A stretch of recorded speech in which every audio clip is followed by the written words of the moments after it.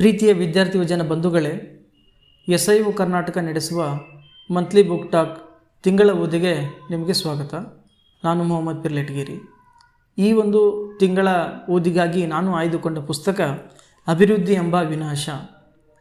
ಈ ಒಂದು ಕೃತಿಯು ತೆಲುಗಿನ ಖ್ಯಾತ ಗಣಿತ ತಜ್ಞ ಕೆ ಬಾಲಗೋಪಾಲನ್ ಅವರ 4 ಆಯ್ದ ಲೇಖನಗಳ ಸಂಗ್ರಹದ ಒಂದು ಪುಸ್ತಕವಾಗಿದೆ. ಇದನ್ನು ಕನ್ನಡಕ್ಕೆ ನಾಡಿನ ಖ್ಯಾತ ಸಂಸ್ಕೃತಿ ಚಿಂತಕರಾದ ಬಂಜಿಗೆರೆ ಜಯಪ್ರಕಾಶ್ ಅವರು ಕನ್ನಡಕ್ಕೆ ಅನುವಾದ ಮಾಡಿದ್ದಾರೆ. ಆಕೃತಿ ಪುಸ್ತಕ ಪ್ರಕಾಶನದವರು ಇದನ್ನು ಪ್ರಕಟಣೆ ಮಾಡಿದ್ದಾರೆ. ಈ ಒಂದು ಪುಸ್ತಕವನ್ನು ನಾನೇ ಯಾಕೆ ಈ ಒಂದು ಸಂದರ್ಭದಲ್ಲಿ ಆಯ್ದುಕೊಂಡೆ ಅನ್ನೋದಕ್ಕೆ ಭಾಳ ಪ್ರಮುಖ ಕಾರಣ, ನಮ್ಮನ್ನಾಳ್ತಕ್ಕಂಥ ಸರ್ಕಾರಗಳು ಇವತ್ತು ಕಲ್ಯಾಣ ರಾಜ್ಯದ ಪರಿಕಲ್ಪನೆಯಲ್ಲಿ ಕಟ್ಟಿದಂಥ ಒಂದು ಪ್ರಜಾಪ್ರಭುತ್ವ ವ್ಯವಸ್ಥೆಯಲ್ಲಿ ಅಭಿವೃದ್ಧಿ ಅಂತಕ್ಕಂಥದ್ದು ಅದು ಸಾರ್ವಜನಿಕ ಕೇಂದ್ರಿತವಾಗಿದೆಯಾ, ಅಥವಾ ಜನಸಾಮಾನ್ಯರ ಅಭ್ಯುದಯವನ್ನು ಬಯಸ್ತಾ ಇದೆಯಾ, ಅಥವಾ ಬಂಡವಾಳಶಾಹಿಗಳ ಸಂತುಷ್ಟಿಯನ್ನು ಅದು ಒಳಗೊಂಡಿದೆಯಾ ಅಂತಕ್ಕಂಥದ್ರ ಬಗ್ಗೆ ಇಡೀ ಪುಸ್ತಕದಲ್ಲಿ ಲೇಖಕರು ಚರ್ಚೆ ಮಾಡ್ತಾ ಹೋಗ್ತಾರೆ. ಭಾಳ ಪ್ರಮುಖವಾಗಿ ಲೇಖಕರು ಮಾರ್ಕ್ಸ್ವಾದದಿಂದ ಭಾಳ ಪ್ರೇರೇಪಣೆ ಪಡೆದಂಥ ವ್ಯಕ್ತಿತ್ವ ಅವರದಾಗಿತ್ತು. ಆದರೆ ಭಾರತದಲ್ಲಿ ಇಲ್ಲಿನ ಜಾತಿ ವ್ಯವಸ್ಥೆಗೆ ಆ ಒಂದು ಮಾರ್ಕ್ಸ್ವಾದ ಸರಿಯಾಗಿ ಅಂದರೆ ಅದನ್ನು ಅವರು ನೋಡುವ ದೃಷ್ಟಿಕೋನದಲ್ಲಿ ಕ್ಲಾಸ್ ಮತ್ತು ಕಾಸ್ಟ್ಗೆ ಇರ್ತಕ್ಕಂಥ ಭಿನ್ನತೆಯನ್ನು ಅರ್ಥ ಮಾಡಿಕೊಳ್ಳಲಿ ವಿಫಲ ಆದರು ಅಂಥೇಳಿ ಅವರು ಸ್ವತಂತ್ರವಾಗಿ ಮಾನವ ಹಕ್ಕುಗಳ ಹೋರಾಟಗಾರರಾಗಿ ಅವರು ಸುಮಾರು ವರ್ಷಗಳಿಂದ ಕೆಲಸ ಮಾಡಿದರು. ಅವರ ಈ ಒಂದು ಪುಸ್ತಕದಲ್ಲಿ ಭಾಳ ಪ್ರಮುಖವಾಗಿ ಅವರು 4 ಲೇಖನಗಳನ್ನು ಒಳಗೊಂಡಿದೆ. ಅದರಲ್ಲಿ ಮೊದಲನೇದಾಗಿ ಅಭಿವೃದ್ಧಿ ಎಂಬ ವಿನಾಶ ಅಂತ ಹೇಳಿ, ಈ ಒಂದು ಲೇಖನದಲ್ಲಿ ಅಭಿವೃದ್ಧಿಯ ಬಗೆಗಿನ ಸರ್ಕಾರದ ದೃಷ್ಟಿಕೋನ ಮತ್ತು ಜನಸಾಮಾನ್ಯರ ಆದಂಥ ನಮ್ಮ ಒಂದು ದೃಷ್ಟಿಕೋನ ಹೇಗಿದೆ ಅನ್ನೋದ್ರ ಬಗ್ಗೆ ಚರ್ಚೆ ಮಾಡ್ತಾ ಹೋಗ್ತಾರೆ. ಅದರಲ್ಲಿ ರಸ್ತೆಗಳಿಲ್ಲದಂತಹ ಊರುಗಳಿಗೆ ರಸ್ತೆ ಮಾಡಿಸುವುದು, ಬಸ್ಸುಗಳಿಲ್ಲದ ಊರುಗಳಿಗೆ ಬಸ್ ತರುವುದು, ಶಾಲೆಗಳಿಲ್ಲದ ಊರಿಗೆ ಶಾಲೆ ಪ್ರಾರಂಭ ಮಾಡುವುದು, ಆಸ್ಪತ್ರೆಗಳಿಲ್ಲದ ಊರಿಗೆ ಆಸ್ಪತ್ರೆಯನ್ನು ಕಟ್ಟುವುದು, ಮತ್ತು ಗ್ರಾಮೀಣ ಪ್ರದೇಶದ ನಿರುದ್ಯೋಗ ಯುವ ಜನತೆಗೆ ಹೊಸ ಕಂಪನಿಗಳನ್ನು, ಹೊಸ ಕಾರ್ಖಾನೆಗಳನ್ನು ನಿರ್ಮಿಸುವ ಮೂಲಕ ಉದ್ಯೋಗ ನೀಡುವುದು, ಈ ಬಗೆಯ ಒಂದು ಅಭಿವೃದ್ಧಿಯ ಪರಿಕಲ್ಪನೆ ನಮ್ಮಲ್ಲಿದೆ. ಆದರೆ ನಿಜವಾಗಲೂ ಕೂಡ ಸರ್ಕಾರ ಜನಸಾಮಾನ್ಯರ ಮತ್ತು ಸಾರ್ವಜನಿಕರ ಹಿತಾಸಕ್ತಿಯನ್ನು ಬಯಸುವಂತಹ ಒಂದು ಅಭಿವೃದ್ಧಿಯ ಮಾನದಂಡವನ್ನು ಅನುಸರಿಸುತ್ತಿದೆಯಾ ಅಂತಕ್ಕಂಥದ್ದು ಇಲ್ಲಿ ಲೇಖಕರ ಪ್ರಶ್ನೆ ಮಾಡ್ತಾರೆ. ಯಾಕೆ ಈ ಒಂದು ಪ್ರಶ್ನೆ ಬರುತ್ತೆ ಅಂತಂದರೆ, ಸುಮಾರು 1980 ಮತ್ತು 90ರ ದಶಕದಲ್ಲಿ ಈ 4 ಲೇಖನಗಳನ್ನು ಲೇಖಕರು ಬರೆದಿದ್ದಾರೆ. ಆ ಸಂದರ್ಭದಲ್ಲಿ ಭಾರತ ಒಂದು ಹೊಸ ಆರ್ಥಿಕ ನೀತಿಯನ್ನು ಅಳವಡಿಸ್ಕೊಳ್ಳುತ್ತೆ. ಅದಕ್ಕೆ LPG ಅಂತ ಕರೀತಾರೆ, ಲಿಬರಲೈಸೇಷನ್, ಪ್ರೈವೇಟೈಸೇಷನ್ ಮತ್ತು ಗ್ಲೋಬಲೈಸೇಷನ್ ಅಂತ. ಅಂದರೆ ಉದಾರೀಕರಣ, ಖಾಸಗೀಕರಣ ಮತ್ತು ಜಾಗತೀಕರಣ. ಈ ಉದಾರೀಕರಣ ಅಂತಕ್ಕಂಥದ್ದು ಎಲ್ಲ ಬಗೆಯ ದೊಡ್ಡ ಬಂಡವಾಳಶಾಹಿ ಕಂಪನಿಗಳಿಗೆ ಭಾಳ ಸರಳವಾಗಿ ಅವರು ತಮ್ಮ ಕಂಪನಿಗಳನ್ನು, ತಮ್ಮ ಕಾರ್ಖಾನೆಗಳನ್ನು, ದೊಡ್ಡ ಇಂಡಸ್ಟ್ರಿಗಳನ್ನು ಮಾಡಲಿಕ್ಕೆ ಕಾನೂನುಗಳನ್ನು ಸರಳಗೊಳಿಸುವುದೇ ಇದು ಉದಾರೀಕರಣ ಅಂತಕ್ಕಂಥ ಒಂದು ನೀತಿ ಇದೆ. ಅದಾದ ನಂತರ ಪ್ರೈವೇಟೈಸೇಷನ್, ಸರ್ಕಾರ ಎಲ್ಲವನ್ನೂ ಕೂಡ ನಿರ್ವಹಣೆ ಮಾಡಲಿಕ್ಕಾಗೋದಿಲ್ಲ. ಭಾರತದಂಥ ಬಹುದೊಡ್ಡ ದೇಶದಲ್ಲಿ ಜನಸಾಮಾನ್ಯರ ಕಲ್ಯಾಣ ಕಾರ್ಯಕ್ರಮಗಳನ್ನು ಸರ್ಕಾರ ಒಂದೇ ಹೊರಲಿಕ್ಕಾಗೋದಿಲ್ಲ. ಅದಕ್ಕೋಸ್ಕರ ಪ್ರೈವೇಟೈಸೇಷನ್ ಅಂತಕ್ಕಂಥ ಒಂದು ನೀತಿ, ಅದರಲ್ಲಿ ಭಾಗವಾಗಿ ಖಾಸಗೀಕರಣ, ಅನೇಕ ಸಾರ್ವಜನಿಕ ವಲಯದಲ್ಲಿರ್ತಕ್ಕಂಥ ಅನೇಕ ಕಂಪನಿಗಳನ್ನು ಸರ್ಕಾರ ಖಾಸಗಿಯವರಿಗೆ ದಾರಿ ಹಿಡಿದುಕೊಡ್ತಾ ಹೋಯಿತು. ಅದಾದ ನಂತರ ಗ್ಲೋಬಲೈಸೇಷನ್ ಅಂತಕ್ಕಂಥ ಒಂದು ಇಡೀ ಅಭಿವೃದ್ಧಿಯ ಪರಿಕಲ್ಪನೆ ಅಂತಂದರೆ ಜಾಗತಿಕ ಮಟ್ಟದಲ್ಲಿ ದೊಡ್ಡ ವಿಮಾನ ನಿಲ್ದಾಣಗಳನ್ನು ಮಾಡುವುದು, ಒಟ್ಟಾರೆಯಾಗಿ ಬಂಡವಾಳಶಾಹಿಗಳಿಗೆ ದೊಡ್ಡ ಕಂಪನಿಗಳ ಆಕರ್ಷಣೆಯನ್ನು ಅವರು ಕೇಂದ್ರೀಕರಿಸೋದಕ್ಕೋಸ್ಕರ ಈ ಎಲ್ಲ ಒಂದು ಅಭಿವೃದ್ಧಿಯ ಅಡಿಯಲ್ಲಿ ಅವರು ಕಾರ್ಯಕ್ರಮಗಳನ್ನು ಮಾಡ್ತಾ ಬರ್ತಾರೆ ಅಂತಕ್ಕಂಥದ್ದನ್ನು ಇಲ್ಲಿ ಲೇಖಕರು ಪ್ರಶ್ನೆ ಮಾಡ್ತಾ ಹೋಗ್ತಾರೆ.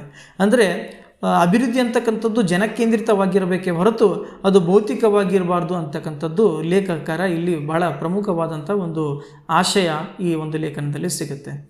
ಅದಾದ ನಂತರ ನಾವು ಈ ಒಂದು ಅಭಿವೃದ್ಧಿಯನ್ನು ನಾವು ಯಾವ ಒಂದು ನಿಟ್ಟಿನಲ್ಲಿ ಅದನ್ನು ನೋಡಬೇಕು ಅನ್ನೋದ್ರ ಬಗ್ಗೆ ಕೂಡ ಚರ್ಚೆ ಮಾಡ್ತಾ ಹೋಗ್ತಾರೆ ಅವರು. ಅಂದರೆ ಒಟ್ಟಾರೆಯಾಗಿ ಸರ್ಕಾರಗಳು ಒಂದು ದೇಶದ ಸಂಪತ್ತನ್ನು, ಇಲ್ಲಿರ್ತಕ್ಕಂಥ ನಿಧಿಯನ್ನು ಅದನ್ನು ಯಾವ ರೀತಿಯಾಗಿ ಸದ್ಬಳಕೆ ಮಾಡಿಕೊಳ್ತಾ ಇದೆ, ಅದರಲ್ಲಿ ನಿಜವಾಗಲೂ ಕೂಡ ಸಾರ್ವಜನಿಕರ ಹಿತಾಸಕ್ತಿ ಮತ್ತು ಜನಸಾಮಾನ್ಯರಿಗೆ ಪ್ರಯೋಜನ ಆಗ್ತಕ್ಕಂತಹ ಕಾನೂನುಗಳನ್ನು, ನೀತಿಗಳನ್ನು ಅದು ರೂಪಿಸ್ತಾ ಇದೆ ಅಂತಕ್ಕಂಥದ್ದನ್ನು ನಾವು ಪ್ರತಿ ಬಾರಿಯೂ ಕೂಡ ಪ್ರಶ್ನೆ ಮಾಡಬೇಕು ಅನ್ನೋದ್ರ ಬಗ್ಗೆ ಲೇಖಕರು ಹೇಳ್ತಾರೆ. ಅದಾದ ನಂತರ ಎರಡನೇ ಲೇಖನ ಅವರು ಅದರ ಶೀರ್ಷಿಕೆ ಸರ್ಕಾರ ಮತ್ತು ಸಂಕ್ಷೇಮ ಅಂಥೇಳಿ, ಸರ್ಕಾರ ಮತ್ತು ಅಭಿವೃದ್ಧಿ ಅಂತ. ಈ ಸರ್ಕಾರ ಅಂತಕ್ಕಂಥದ್ದು ಇದೀಗ ನಾವು ಬಹಳ ದೊಡ್ಡ ಕ್ರಾಂತಿಯ ಭಾಗವಾಗಿ ಸ್ವಾತಂತ್ರ್ಯ ಹೋರಾಟಗಾರ ಒಂದು ಫಲಿಸಿದ ಹೋರಾಟಕ್ಕಾಗಿ ನಾವೆಲ್ಲರೂ ಕೂಡ ಸ್ವತಂತ್ರ ಭಾರತದಲ್ಲಿದ್ದೇವೆ. ಈ ಒಂದು ಸ್ವತಂತ್ರ ಹೋರಾಟದ ಚಳುವಳಿಯ ಹಿಂದಿನ ಆಶಯಗಳೇನಿದ್ವು, ಎಲ್ಲರೂ ಕೂಡ ಘನತೆಯಿಂದ ಬದುಕಬೇಕು, ಎಲ್ಲರೂ ಕೂಡ ಸ್ವಾಭಿಮಾನದ ಬದುಕನ್ನು ಹೊಂದಬೇಕು, ಇಲ್ಲಿರ್ತಕ್ಕಂತಹ ಒಂದು ಅಸಮಾನತೆ, ಇಲ್ಲಿರ್ತಕ್ಕಂಥ ಜಾತಿ ಶೋಷಣೆ, ಇಲ್ಲಿರ್ತಕ್ಕಂಥ ದೌರ್ಜನ್ಯಗಳನ್ನು ತೊಡೆದು ಹಾಕಿ ಸಾಮಾಜಿಕ ಸಮಾನತೆಯನ್ನು ಹೇಗೆ ತರಬೇಕು, ಯಾವ ರೀತಿಯಲ್ಲಿ ಬುದ್ಧ, ಇಲ್ಲಿನ ಬಸವಣ್ಣ, ಅಂಬೇಡ್ಕರ್, ಜ್ಯೋತಿಬಾ ಫುಲೆ, ನಾರಾಯಣ್ ಗುರು, ಪೆರಿಯಾರ್ ಬಯಸಿದಂಥ ನಾಡನ್ನು ಹೇಗೆ ಕಟ್ಟಬೇಕಂತಕ್ಕನ್ನೋದ್ರ ಬಗ್ಗೆ ಅಲ್ಲಿ ನಮ್ಮ ಸಂವಿಧಾನದ ಆಶಯಗಳಲ್ಲಿ ನಾವು ಹೇಳ್ಕೊಂಡಿದ್ದೇವೆ. ಸರ್ಕಾರ ಆ ಬಗೆಯಲ್ಲಿ ಕಾರ್ಯಪ್ರವೃತ್ವ ಆಗಿದೆಯಾ ಅಂತಕ್ಕಂಥದ್ದನ್ನು ನಾವು ಪ್ರಶ್ನೆ ಮಾಡ್ತಾನೆ ಇರಬೇಕು ಅನ್ನೋದ್ರ ಬಗ್ಗೆ ಲೇಖಕರು ಇಲ್ಲಿ ಹೇಳ್ತಾ ಹೋಗ್ತಾರೆ. ಅಂತಂದರೆ ನಮ್ಮ ಸರ್ಕಾರದ ಬಹಳ ಪ್ರಮುಖವಾದಂಥ ಹೊಣೆಗಾರಿಕೆ ಜನರ ಏಳಿಗೆ ಬಯಸೋದು, ಜನರ ಪ್ರಗತಿಯನ್ನು ಮಾಡ್ತಕ್ಕಂಥದ್ದು, ಅದು ಸರ್ಕಾರದ ಬಹಳ ಪ್ರಮುಖವಾದಂಥ ಆದ್ಯತೆಯ ಕೆಲಸ ಆಗಬೇಕು. ಜನಕೇಂದ್ರಿತವಾದಂತಹ ಕಾಯ್ದೆ ಕಾನೂನುಗಳು ಇರಬೇಕು. ಅದರಲ್ಲಿ ಬಹಳ ಪ್ರಮುಖವಾಗಿ ಸರ್ಕಾರಗಳು ಇರ್ತಕ್ಕಂಥದ್ದು ಇಲ್ಲಿನ ನಮ್ಮ ಸಮಾಜದಲ್ಲಿರ್ತಕ್ಕಂಥ ಅನೇಕ ರೀತಿಯ ಅಸಮಾನತೆಗಳಿವೆ. ಆ ಎಲ್ಲ ಅಸಮಾನತೆಗಳು ವಿಶೇಷವಾಗಿ ಸಂವಿಧಾನದ ಆಶಯದಲ್ಲೇ ಪೀಠಿಕೆಯಲ್ಲೇ ನಾವು ಬರ್ಕೊಂಡಿದ್ದೀವಿ, ಸಾಮಾಜಿಕ, ಆರ್ಥಿಕ ಮತ್ತು ರಾಜಕೀಯ ಸಮಾನತೆಯನ್ನು ತರಬೇಕಂತೇಳಿ. ಈ ಎಲ್ಲ ಸಮಾನತೆಗಳನ್ನು ತಂದಾಗ ಮಾತ್ರ ಸರ್ಕಾರ ತನ್ನ ನಿಜವಾದಂಥ ಒಂದು ಕರ್ತವ್ಯವನ್ನು ಅದು ನಿಭಾಯಿಸಿದೆ. ಹಾಗೆ ಅದಕ್ಕೋಸ್ಕರ ತಾನು ತರುವಂತಹ ಕಾನೂನುಗಳಲ್ಲಿ, ನೀತಿಗಳಲ್ಲಿ ಈ ಮೌಲ್ಯಗಳನ್ನು ಯಾವಾಗಲೂ ಕೂಡ ಅದು ಕಾಯ್ದಿರಿಸ್ಕೊಂಡು ಬರಬೇಕು. ಎಲ್ಲರಿಗೂ ಕೂಡ ಆರ್ಥಿಕವಾಗಿ ಸಮಾನತೆ ಅನ್ನೋದು ಸಾಧಿಸಬೇಕು. ಆದರೆ ಇವತ್ತೇನಾಗ್ತಾ ಇದೆ, ಸಾಮಾಜಿಕವಾಗಿ ನಾವು ಎಲ್ಲರೂ ಕೂಡ ಇವತ್ತು ಸಾರ್ವಜನಿಕವಾಗಿ ಜಗತ್ತು ಬೆಳೀತಾ ಇದೆ ಅನ್ನೋ ಕಾರಣಕ್ಕಾಗಿ ಬಸ್ಸು ಮತ್ತು ರೈಲುಗಳು, ನಮ್ಮ ಪ್ರಯಾಣ ಮತ್ತು ಹೋಟೆಲ್ಗಳು ಇರೋದರಿಂದ ನಾವು ಪರಸ್ಪರ ಭೇಟಿ ಆಗ್ತಾ ಇದ್ದೀವಿ, ಪರಸ್ಪರ ನಾವು ಸಮ್ಮಿಲನ ಆಗ್ತಾ ಇದ್ದೀವಿ. ಆದರೆ ಈ ಒಂದು ನೆಲದಲ್ಲಿರ್ತಕ್ಕಂಥ ಒಂದು ಜಾತಿ ಅಸಮಾನತೆ, ಜಾತಿ ಶ್ರೇಷ್ಠತೆಯ ಒಂದು ಇದಿದೆ, ನಾನೇ ಶ್ರೇಷ್ಠ ಅಂತಕ್ಕಂಥ ಒಂದು ಮೌಲ್ಯ ಅದು ಇನ್ನೂ ಕೂಡ ಅನೇಕ ಜನರ ಮನಸ್ಸಿನಲ್ಲಿ ಇನ್ನೂ ಕೂಡ ಇದೆ. ಅದನ್ನು ನಾವು ಹೋಗಲಾಡಿಸಬೇಕು. ಅದು ಕೂಡ ಸರ್ಕಾರದ ಒಂದು ಕಾರ್ಯ ಯೋಜನೆಯ ಭಾಗವಾಗಬೇಕು ಅನ್ನೋದ್ರ ಬಗ್ಗೆ ಇಲ್ಲಿ ಚರ್ಚೆ ಮಾಡ್ತಾ ಹೋಗ್ತಾರೆ. ಎರಡನೇ ವಿಚಾರವಾಗಿ ಇವತ್ತು ನಾವು ನೋಡ್ತಾ ಇದ್ದೀವಿ, ಭಾರತದ ಒಂದು ಈ ಒಂದು ಸಂಪತ್ತಿನ ಎಲ್ಲರೂ ಕೂಡ ಈಕ್ವಲ್ ಡಿಸ್ಟ್ರಿಬ್ಯೂಷನ್ ಆಗಬೇಕನ್ನೋದು ಬಾಬಾ ಸಾಹೇಬರ ಒಂದು ಆಶಯ. ಎಲ್ಲರಿಗೂ ಕೂಡ ಆರ್ಥಿಕ ಸಮಾನತೆ ಅತ್ತ ನಾವು ಸಾಗಬೇಕು ಅಂತ. ನಾವು ಇವತ್ತಿನ ಒಂದು ಸ್ಥಿತಿಯನ್ನು ನಾವು ನೋಡಿದಾಗ ಕೆಲವೇ ಜನರ ಹತ್ರ ದೇಶದ ಬಹುತೇಕ ಆದಾಯ, ಬಹುತೇಕ ಸಂಪತ್ತು ಕೆಲವು ಜನರ ಹತ್ರ ಇವತ್ತು ಬಂದು ನಿಂತಿದೆ. ಅಂತಂದರೆ ನಾವು ಯಾವ ಒಂದು ನಿಟ್ಟಿನಲ್ಲಿ ಸಾಗ್ತಾ ಇದ್ದೀವಿ ಅನ್ನೋದ್ರ ಬಗ್ಗೆ ಇಲ್ಲಿ ಚರ್ಚೆ ಮಾಡಬೇಕಂತ ಅವರು ನಮ್ಮನ್ನೆಲ್ಲರನ್ನು ಎಚ್ಚರಿಸ್ತಾ ಹೋಗ್ತಾರೆ ಲೇಖಕರು ಈ ಒಂದು ಆರ್ಟಿಕಲಲ್ಲೂ ಕೂಡ. ಅದಾದ ನಂತರ ಮೂರನೇದಾಗಿ ಅವರು ಮಾತಾಡ್ತಾ ಹೋಗ್ತಕ್ಕಂಥದ್ದು ಪ್ರೈವೇಟೈಸೇಷನ್ ಕೂಡ ಏನಾಗ್ತಾ ಇದೆ. ಕೊನೆಯದಾಗಿ ಬರ್ತಕ್ಕಂಥದ್ದು ರಾಜಕೀಯ ಸಮಾನತೆ. ಅದಾದ ನಂತರ ಪ್ರೈವೇಟೈಸೇಷನ್ಗೆ ನೀವು ಸಂಬಂಧಪಟ್ಟಂತೆ ಅದರಲ್ಲಿ ಅವರು ಮಾತಾಡ್ತಾ ಹೋಗ್ತಾರೆ. ಯಾವಾಗ ಸರ್ಕಾರಗಳು ತನ್ನ ಹೊಣೆಗಾರಿಕೆಯನ್ನು, ಅಂದರೆ ಕಲ್ಯಾಣ ಯೋಜನೆಗಳನ್ನು ತರುವುದು ಸರ್ಕಾರದ ಒಂದು ಮೂಲ ಕರ್ತವ್ಯ, ಬಟ್ ಅದನ್ನು ಅವರು ಅದರಿಂದ ನುಣುಚ್ಕೊಳ್ಳಿಕ್ಕೋಸ್ಕರ ಈ ಪ್ರೈವೇಟೈಸೇಷನ್ ಅವರು ಮುನ್ನೆಲೆಗೆ ತರಲಿಕ್ಕೆ ಅವರು ಸ್ಟಾರ್ಟ್ ಮಾಡಿದರು. ಮತ್ತು ಮೂರನೇದಾಗಿ ಗ್ಲೋಬಲೈಸೇಷನ್ನ ಭಾಗವಾಗಿ ಅವ್ರೇನು ಮಾಡ್ತಾ ಇದ್ದಾರೆ ಅಂತಂದರೆ, ಇವತ್ತು ನಮ್ಮ ಕೆಲವು ಕೃಷಿಯೇತರ ಚಟುವಟಿಕೆಗಳು, ಯಾವ ಕೃಷಿಗೆ ಯೋಗ್ಯವಲ್ಲದ ಇರ್ತಕ್ಕಂಥ ಪ್ರದೇಶಗಳನ್ನು ದೊಡ್ಡ ದೊಡ್ಡ ಕಂಪನಿಗಳಿಗೆ, ದೊಡ್ಡ ದೊಡ್ಡ ಒಂದು ಕಾರ್ಖಾನೆಗಳಿಗೆ ಮಾರುವ ಮೂಲಕ ಇಲ್ಲಿ ನಾವು ಉದ್ಯೋಗವನ್ನು ಕೊಡ್ತಾ ಇದ್ದೀವಿ ಅಂಥೇಳಿ ಅನೇಕ ರೀತಿಯಲ್ಲಿ ಗುಲಾಮಗಿರಿಯನ್ನು ಮತ್ತೆ ವಾಪಸ್ ಗುಲಾಮಗಿರಿಯ ಒಂದು ಚಿಂತನೆಯನ್ನು ಹರಡಲಿಕ್ಕೆ ಅವರು ಹೋಗ್ತಾ ಇದ್ದಾರೆ. ಅಂತಂದರೆ ಸ್ವಾಭಿಮಾನದ ಬದುಕು ಇಲ್ಲಿ ನಮಗೆ ಖಾತ್ರಿಪಡಿಸ್ಲಿಕ್ಕೆ ಆಗ್ತಾ ಇಲ್ಲ ಅಂತಕ್ಕಂಥದ್ದನ್ನು ಜಾಗತೀಕರಣದ ಈ ಕಂಪನಿಗಳು ಮಾಡ್ತಕ್ಕಂಥ ಒಂದು ಕೆಲಸದ ಭಾಗವಾಗಿ ಅವರು ಎಚ್ಚರಿಸ್ತಾ ಹೋಗ್ತಾ ಇದ್ದಾರೆ. ಆಮೇಲೆ ಮೂರನೇದಾಗಿ ಅವರು ಮಾತನಾಡ್ತಾ ಹೋಗ್ತಾ ಇರೋದು ಇಲ್ಲಿನ ಜಾತಿ ವ್ಯವಸ್ಥೆಯನ್ನು ಹೇಗೆ ಅರ್ಥ ಮಾಡ್ಕೋಬೇಕು ಅನ್ನೋದ್ರ ಬಗ್ಗೆ ಲೇಖಕರು ಮಾತಾಡ್ತಾ ಹೋಗ್ತಾರೆ. ಭಾರತದ ಬಹಳ ಪ್ರಮುಖವಾಗಿ ಜಾತಿ ಆಧಾರಿತ ದೇಶ. ಇಲ್ಲಿ ಶ್ರೇಣೀಕೃತವಾದಂಥ ಒಂದು ಸಾಮಾಜಿಕ ವ್ಯವಸ್ಥೆ ನಮ್ಮಲ್ಲಿದೆ. ಇದು ಇತ್ತೀಚೆಗೆ ಬಂದಂಥ ಹುಟ್ಟಿದಂಥ ಒಂದು ವ್ಯವಸ್ಥೆ ಅಲ್ಲ, ಸಾವಿರಾರು ವರ್ಷಗಳ ಒಂದು ಸುದೀರ್ಘ ಇತಿಹಾಸ ಈ ಒಂದು ನೆಲಕ್ಕಿದೆ. ಅದನ್ನು ಒಂದು ಸರ್ಕಾರವಾಗಿರ್ಬೋದು ಅಥವಾ ಜನಸಾಮಾನ್ಯರಾದ ನಾವು ಹೇಗೆ ಅರ್ಥ ಮಾಡ್ಕೋಬೇಕು? ಬಾಬಾ ಸಾಹೇಬರು ಅಂತೂ ಅನೇಕ ರೀತಿಯ ಒಂದು ಸಾಮಾಜಿಕ ಸಮಾನತೆಗಾಗಿ ದುಡಿದಂಥವರು. ಆಶೆ ಏನಾಗಿತ್ತು? ಎಲ್ಲರೂ ಕೂಡ ಸಮಾನತೆಯಿಂದ ಬದುಕಬೇಕು ಅಂತೇಳಿ. ಬಟ್ ಆದರೆ ಅದು ಆಗ್ತಾ ಇದೆ ಅಂತಕ್ಕಂಥದ್ದನ್ನು ನಾವಿಲ್ಲಿ ಅರ್ಥ ಮಾಡ್ಕೋಬೇಕು. ಭಾಳ ವಿಶೇಷವಾಗಿ ಲೇಖಕರು ಮಾರ್ಕ್ಸ್ವಾದದಿಂದ ಪ್ರೇರೇಪಣೆ ಪಡೆದಂಥ ವ್ಯಕ್ತಿಯಾಗಿದ್ದರು. ಅವರು ಹೇಳ್ತಾ ಹೋಗ್ತಾರೆ, ಮಾರ್ಕ್ಸ್ವಾದ ಏನು ಅದು ಕ್ಲಾಸ್ ಬೇಸಸ್ ಮೇಲೆ ಸೊಸೈಟಿ ಏನೋ ಒಂದು ನಿರ್ಮಾಣ ಆಗಿದೆ ಅದರ ವಿರುದ್ಧ ಮಾತಾಡುತ್ತೆ ಹೊರತು ಅದು ಕಾಸ್ಟ್ ಬೇಸ್ಡ್ ಒಂದು ಇನ್ಇಕ್ವಾಲಿಟಿ ಬಗ್ಗೆ ಅದು ಮಾತಾಡ್ಲಿಕ್ಕೆ ಹೋಗೋದಿಲ್ಲ ಅಂತ. ಅದು ಅದರಲ್ಲಿ ಒಂದಿರ್ತಕ್ಕಂಥ ಕುಂದುಕೊರತೆಯನ್ನು ಅದನ್ನು ಅವರು ಅಡ್ರೆಸ್ ಮಾಡ್ತಾರೆ. ಅದ್ರ ಜೊತೆಗೆ ಅವ್ರು ಹೇಳ್ತಾರೆ, ಮಾರ್ಕ್ಸ್ವಾದ ಇಲ್ಲಿ ಭಾಳ ದೊಡ್ಡ ತೊಡಕಾಗಿರ್ತಕ್ಕಂಥದ್ದು ಅದು ಜಾತಿಯನ್ನು ಸರಿಯಾಗಿ ಪರಿಗಣಿಸಲಿಲ್ಲ ಅಂತಕ್ಕಂಥದ್ದನ್ನು. ಜಾತಿ ಅಂತಕ್ಕಂಥದ್ದು ಬೇರೆ ಅನೇಕ ದೇಶಗಳಲ್ಲೂ ಕೂಡ ಇದೆ. ಅಂದರೆ ಸಣ್ಣ ಪುಟ್ಟ ಕೀಳರಿಮೆ ಆಗಿರ್ಬೋದು, ಅಸಮಾನತೆ ಅಂತಕ್ಕಂಥದ್ದು ಎಲ್ಲ ದೇಶಗಳಲ್ಲೂ ಕೂಡ ಇದೆ. ಆದರೆ ಭಾರತ ದೇಶದಲ್ಲಿ ಅಂದಿಗೂ ಮತ್ತು ಇಂದಿಗೂ ಅದೇ ಒಂದು ವ್ಯವಸ್ಥೆ ಯಾಕೆ ಮುಂದುವರಿತಾ ಅಂತ ಹೇಳಿದರೆ, ಅದಕ್ಕೆ ಒಂದು ದೈವಿಕ ಪರಿಕಲ್ಪನೆಯನ್ನು ಅದಕ್ಕೆ ಕೊಡಲಾಗಿದೆ. ಅದು ಕೇವಲ ಲೌಕಿಕವಾದಂಥ ಒಂದು ಅಸಮಾನತೆಯಲ್ಲ. ನೀವು ದೇವರು ನಿಮ್ಮನ್ನು ಸೃಷ್ಟಿಸಿದ್ದೇ ಹೀಗೆ ಅಂತಕ್ಕಂಥ ಒಂದು ಶ್ರೇಣೀಕೃತ ಒಂದು ವ್ಯವಸ್ಥೆ ಏನಿದೆ, ಅದು ಮನುಧರ್ಮಶಾಸ್ತ್ರದ ಒಂದು ಪರಿಕಲ್ಪನೆಯ ಧರ್ಮ. ಅದರಲ್ಲಿ ಶ್ರೇಣೀಕೃತವಾಗಿ 4 ವರ್ಣಗಳ ಆಧಾರದಲ್ಲಿ ಮನುಷ್ಯರನ್ನು ವಿಂಗಡಣೆ ಮಾಡಿದ್ದಾರೆ ಭಾರತೀಯರಲ್ಲಿ. ಅದರಲ್ಲಿ ಬ್ರಾಹ್ಮಣರು ಮತ್ತು ಕ್ಷತ್ರಿಯರು, ವೈಶ್ಯರು ಹಾಗೂ ಶೂದ್ರರು ಅಂತೇಳಿ. ಇವುಗಳನ್ನು ನಾವು ಯಾವಾಗ ಅರ್ಥ ಮಾಡ್ಕೊಳ್ಳೋದಿಲ್ವೋ ಮತ್ತು ಈ ಒಂದು ವ್ಯವಸ್ಥೆ ಎಷ್ಟೊಂದು ಆಳವಾಗಿ ಬೇರೂರಿದೆ ಅಂತಂದರೆ, ನಾವು ಯಾವುದೇ ರೀತಿಯ ಸಾಮಾಜಿಕ ಪರಿವರ್ತನೆ ಮಾಡಬೇಕಾದ್ರೂ ಕೂಡ ಇದು ಅನೇಕ ರೀತಿಯ ಸಮತೆಗೆ ಇದು ತೊಡಕಾಗ್ತಾ ಹೋಗ್ತದೆ ಅಂತ. ಅದನ್ನು ನಾವು ಭಾಳ ಪ್ರಮುಖವಾಗಿ ಜಾತಿಯನ್ನು ಅದನ್ನು ನೋಡುವ ಬಗೆ, ಅದರ ವಿವಿಧ ಮಗ್ಗಲುಗಳಲ್ಲಿ ನಾವು ಅದನ್ನು ತಿಳ್ಕೊಬೇಕನ್ನೋದ್ರ ಬಗ್ಗೆ ಲೇಖಕರು ಇಲ್ಲೇ ಮಾತಾಡ್ತಾ ಹೋಗ್ತಾರೆ. ಅದರ ಆಧಾರದಲ್ಲಿ ನೀವು ಕಲ್ಯಾಣ ಯೋಜನೆಗಳನ್ನು, ಕಲ್ಯಾಣ ಕಾರ್ಯಕ್ರಮಗಳನ್ನು ತರಬೇಕನ್ನೋದ್ರದ್ದು ಲೇಖಕರ ಒಂದು ವಾದವು ಕೂಡ ಇದರಲ್ಲಿದೆ.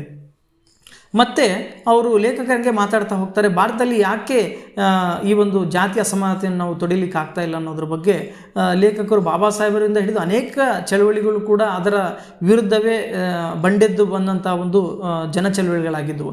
ಬಟ್ ಆದರೂ ಕೂಡ ಯಾವುದೇ ಚಳವಳಿಗಳು ಯಾಕೆ ಅಂದುಕೊಂಡಷ್ಟು ಮಟ್ಟಿಗೆ ಸಕ್ಸಸ್ ಆಗ್ತಾ ಇಲ್ಲ, ಇವತ್ತಿಗೂ ಕೂಡ ಆ ಒಂದು ಮನಸ್ಥಿತಿ ನಮ್ಮ ಸಮಾಜದಲ್ಲಿ ಇದೆಯಲ್ಲ ಅಂತಕ್ಕಂಥದ್ರ ಬಗ್ಗೆ ಕಳವಳವನ್ನು ವ್ಯಕ್ತಪಡಿಸ್ತಾರೆ. ಅದಕ್ಕೋಸ್ಕರ ಇನ್ನೂ ಹೆಚ್ಚಿನ ಚರ್ಚೆಗಳಾಗಬೇಕು, ಅದನ್ನು ಅಡ್ರೆಸ್ ಮಾಡಬೇಕು, ಅದನ್ನು ನಾವು ಪರಿಹಾರೋಪಾಯ ಭಾಗವಾಗಿ ನಾವು ಮುನ್ನಡೆಬೇಕಂತ ಹೇಳಿ ಲೇಖಕರು ಹೇಳ್ತಾ ಹೋಗ್ತಾರೆ.